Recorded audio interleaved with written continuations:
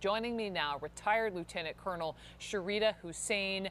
She served in the military for 35 years, is a Muslim chaplain who volunteers at the Islamic Society of Boston and has served as a chaplain at Tufts University. And she first gained attention for her attempt to be the first female Muslim chaplain in the U.S. military. So, Sharita, welcome to you, and thank you for all that you've done with the U.S. military. You're welcome, and thank you for having me on the show.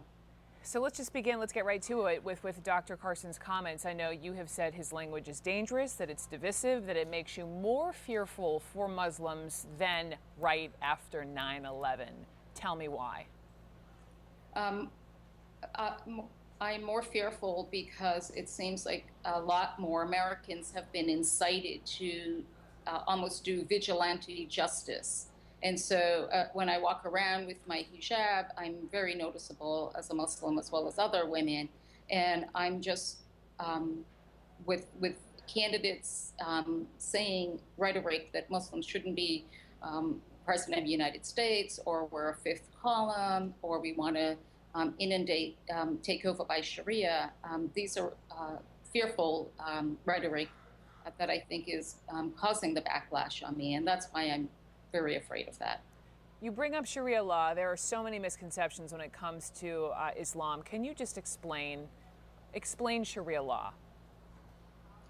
Well, that is yes. So Sharia law is, in the way that I practice it, is my personal religious beliefs, how I regulate my life in my daily prayer, in my giving of charity, in my kindness of others.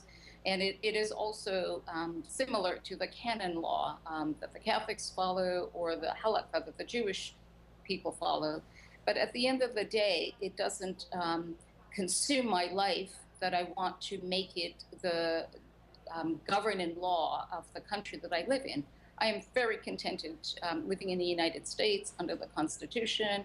And for me, the Constitution affords me my freedom of religion, which is most important for me, and as well as other Muslims. So the Sharia law, I think it's almost like a scare tactic that some of the politicians are using to gain votes. Dr. Carson, he in many ways follows his canon law as a Christian, following his beliefs in reading the Bible, but he isn't.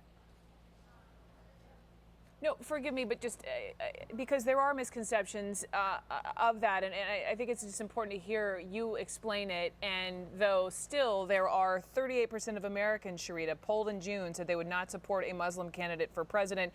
As you know, you heard me mention $1 million, apparently, according to Dr. Carson, pouring into his campaign since he said what he did. Final question: what would you say to that slice of America? I would say I have been in the military for 35 years defending the Constitution of the United States. I am a lawful, loyal citizen.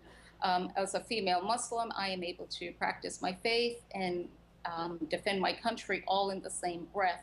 And so I say the best thing is for each one of you out there to go find Muslims and get to know Muslims, because the moment you understand Muslims, you'll realize that Islam isn't a threat to you. It is similar to your own faith practices if you have one. And if not, it is very incongruent with obeying the Constitution of the United States, human rights, just personal ethics.